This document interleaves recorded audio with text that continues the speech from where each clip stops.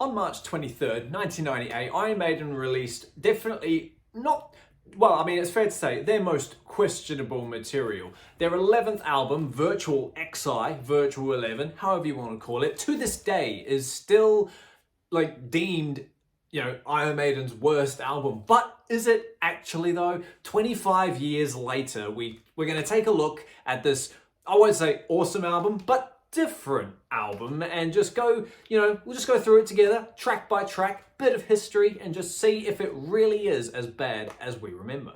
So yeah, it's no surprise, like, to Maiden fans that the 90s, well, I mean, it's out in the open that the 90s era of Iron Maiden was very questionable, okay? Obviously, the big one being the fact that Bruce was no longer in the band. He did No Prayer for the Dying and Fear the Dark in 1990 and 1992. And then 1995 rolled up and they gave us the X Factor, which in my opinion is definitely not Iron Man's worst work. It's definitely Iron Man at that time. It was definitely Iron Man's most different work. It was a much longer album at like 70 odd minutes. The songs were darker and brooding and definitely had much more of a lower depressive, vibe as opposed to the likes of what came before it. You could argue that Fear of the Dark was slowly getting into that darker, stuff music, but things from like No Prayer, like Holy Smoke and Bring Your Daughter, they all still had, that Maiden finesse, that Maiden sound or whatever. There was, when the X Factor came out, there was really nothing on it that sounded like anything they had done before. The closest thing probably being Sign of the Cross, that big 11-minute opener, which is definitely top 5 Maiden songs. That's what makes it funny. These two albums deemed Iron Man's worst work, and yet they have literally 2 of the best Iron Maiden songs on them. But we'll get into songs, like much more detailed songs a lot later.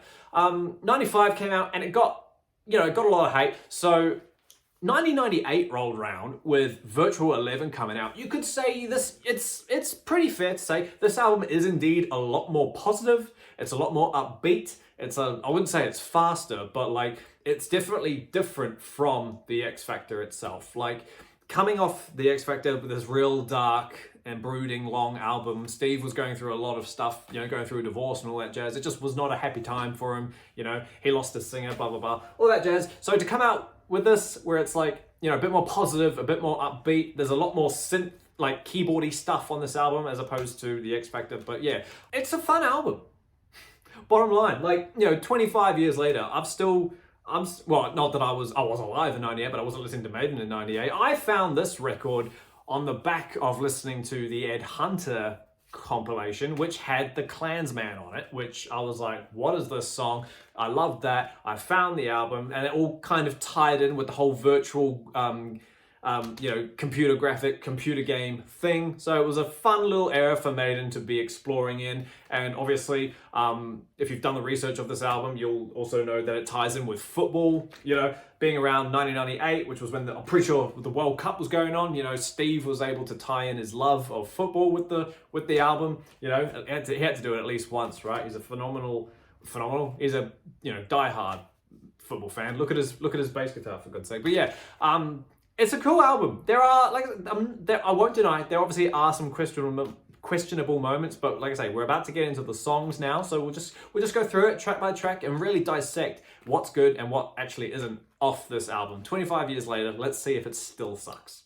So straight off the bat, you get track 1. Now, coming off the X Factor, track 1 was Sign of the Cross, which was this long 11-minute, Maiden epic. Here, you come out with Future Real, which is your standard, real 3-4 minute Iron Maiden single. I don't think you can hate this song if you also like songs like The Wicker Man and Different World and Wildest Dreams, all those opening 4-minute songs. This Future Real is pretty much, on par with all of those. Like I say, it's Bruce, it's not Bruce, but they still, instrumentation-wise, have everything still that is needed in an Iron Maiden 4-minute single. You have the incredibly catchy Maiden riff, you have a catchy chorus, a really catchy chorus, and you have, little Iron Maiden figures that are harmonized in thirds. Like, it's typical Nico McBrain's drum beat as well, but it still sounds like Iron Maiden. It's it's not exactly gallopy, but it's fast and it's upbeat, and it's a real, in a way, coming off the X Factor, it was a breath of fresh air to go through 70 minutes of gloom and then to come out with a 4-minute Future Real song was like, cool, you know? But like I say, I don't know why if people roast that song, then they must not like the other Maiden singles. Yeah. Track 2. This is where it gets interesting. The Angel and the Gambler comes from track 2, sorry. It's a 9-minute song. I love long songs, but this one does not need 9 minutes long. Yeah, okay. Aside from the obvious repetitiveness that this song comes with, don't you think I'm a savior? Wait, don't you think I'm a savior? Don't you think I could save you? Don't you think I could save your life? We don't need to hear that line 90 times, right? But I will defend the first half of that song. The verses, the music, the bridge part where it gets slower, the solos even. A 5-minute version of this song, the video edit, for example, is fantastic. It's cool and it's fast and it's upbeat. Yeah, it's a bit different because it's, you know, the guitar tones are very different on this album. I don't know how to describe them exactly, but you could just tell, you know, I think they're much more, I want to say they're more trebly, but I'm probably wrong. I don't know. People who roast Angel and the Gambler for being so long, I really hope that they've actually dwelled into what is on the album as well, because I genuinely think there is a song worse on this album that, you know, a song that's worse than the Angel and the Gambler, and I'm not talking about Como Estas. So, yeah. Like I say, Angel and the Gambler is cool. The lyrics are fun. The first half of it is fantastic. I love it. But yeah, does it need to be 9 minutes? No. But if you can handle 9 minutes and repetitiveness, it's probably a good song for you. Track 3 is easily one of my favorites of this album. One of the better random songs on this album. It's called Lightning Strikes Twice. It's how long? How long is it? I don't know. The album doesn't tell me. It's like, you know, 5, 6, I think it's 5 minutes long, 4.5 minutes, something like that. It's just another one, a bit like Future Real, but it doesn't start straight away. It comes into it and builds up. And what I love about this song so much is the chorus. I don't know why. I just really think the chorus is fun. And the vocal melody in it, I think it's cool. These songs fit Blaze's voice. You can imagine Bruce trying to sing these songs because they're in a lower register. You feel like he would really, especially in a song like Lightning Strikes Twice. I feel like when Bruce would sing that song, I doubt he's ever sung it, but like, he'd probably do a Heaven Can Wait type thing, you know, where he just takes it higher and higher, and he doesn't need to. With Blaze singing a song like Lightning Strikes Twice, it sounds great. It goes high, but it doesn't go so high enough that it's Heaven Can Wait and it's annoying. You know what I mean? But like the solos in Lightning Strikes Twice, they are ridiculous. The one thing I will praise 90s Maiden for is their solo work. Like suddenly, out of nowhere, I reckon this has to be Jan's influence and doing. The solos just became shred. They just became shredders out of nowhere. Dave Murray was doing stuff he'd never done before, at least on record. These solos, they're just ridiculous. They're just full of these weird little tricks and things that you just don't hear. Like they never tap on the guitar until like, you know, they might play, dabble in it live, but they never do it on the record. And Dave finally did it on Sign of the Cross, I think. Anyway, the guitar work, solo-wise, went through the roof. The drums are just fantastic. Nico's just Nico. You know, Maiden's drums are great anyway. But yeah, Lightning Strikes Twice is a really, really fun song. And it's not a first album song, but it would have done well as a single, I reckon. Much more than if you chucked Angel and the Gambler, you know, because obviously that's the single that's got a video. They should have replaced those, put Lightning on instead of Angel. Would have been so much better. And then, of course, you come to the song that makes people buy the album in the first place, The Klansman, which is, like I said at the start, did I say it at the start? If I didn't, I'm sorry. It is literally top 3 Maiden songs of all time. It's played live today. They've chucked it on the Legacy of the Beast tour, and I think they're still playing it now.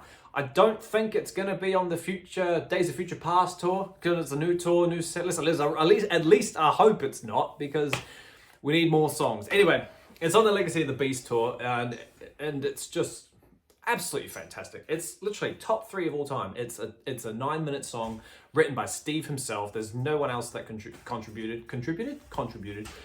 beautiful bass playing and acoustic bass as well. That like never, that never happened before. Yes, it happened on the X Factor, but now it's happening again.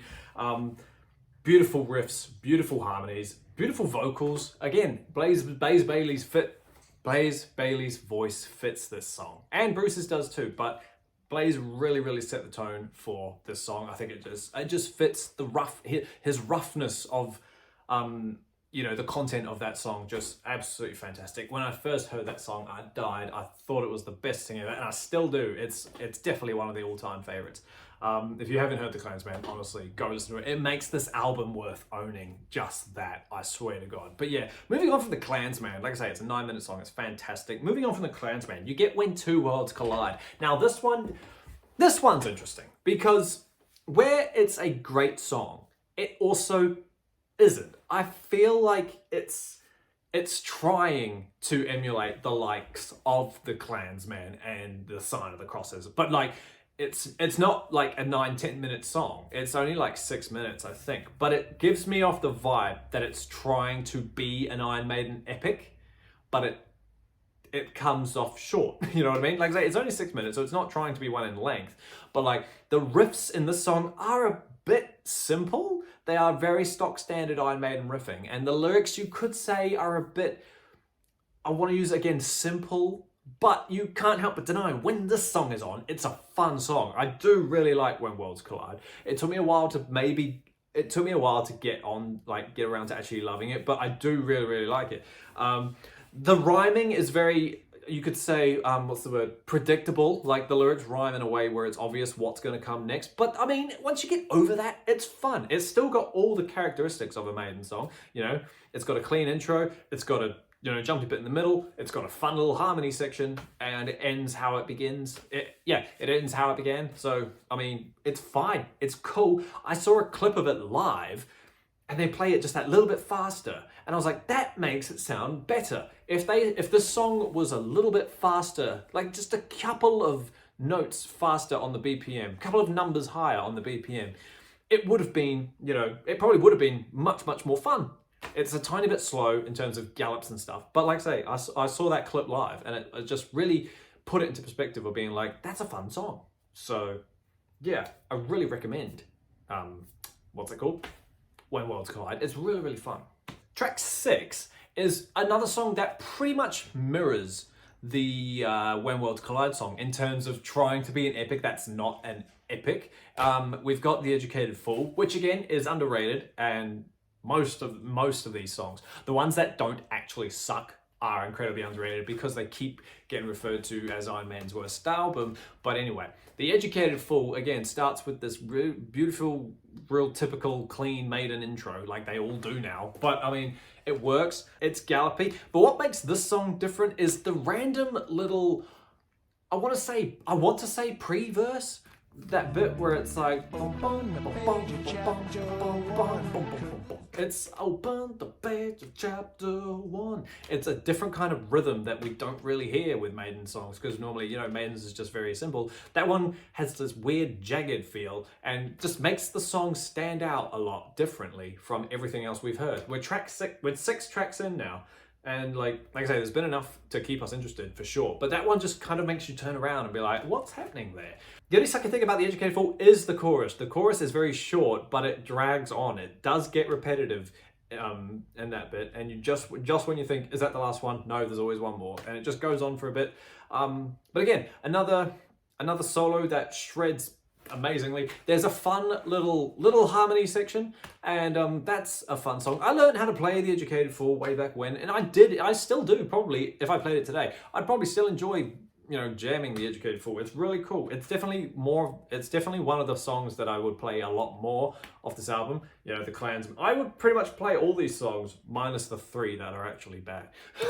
But yeah, Educated Fool and Worlds Collide, side C of this record, is actually quite fun. Like, I don't know why people roast it. Like, get over the fact that it's not Bruce, and everything will be fine. And then after that, unfortunately, you come to side 4, which has, in my opinion, like the worst song on the record. Don't Look to the Eyes of a Stranger is, for a better word, incredibly boring, I think. I was listening to this album the other day to celebrate the 25 years, just to really hone in how these songs go, just to keep it fresh in the mind, you know. But the only exciting thing about Don't Look to the Eyes of a Stranger is probably the intro, because again, a bit like The Educated Fool, it's got that bit in it where it does not exactly sound like Iron Maiden. The tone is weird. It sounds eerie. It's not like X Factor eerie. It sounds unsettling in a weird way. Listen to the song and you'll know what I mean. But once the intro's done, just stop. If you thought the lyrics to Angel and the Gambler were repetitive, go listen to Don't Look to the Eyes of a Stranger, because that puts Angel and the Gambler to shame. Like, the Angel and the Gambler is nothing compared to Don't Look to the Eyes of a Stranger. It's shorter, but only by like a minute and a half. Don't Look to the Eyes is like bang on 8 minutes long, and but he manages to like pretty much repeat the same lyric for 5 of those 8 minutes. And then when he isn't repeating those, he's repeating the verse, like he's repeating verse 1. So like the whole thing is incredibly repetitive. Musically, it's just not exciting. Yeah, like I say, there's just that song just made me really, really question like what was going on. There's that famous interview of Steve Harris. Well, it's the virtual 11 like doco thing, and he, you know, there was talk about how they don't want to repeat themselves on each album, but he's referring to doing the same album twice. Don't want to repeat yourself, Steve? Well, you certainly did a number on this one, man, I'll tell you what. But then you got Como Estas, No More Tears. No, what? Como Estas Amigos, No More Tears is in the lyric. But again, a bit like Don't Look To, I don't know what they were thinking when they wrote that. It's not a good song, so therefore it's not a good closer.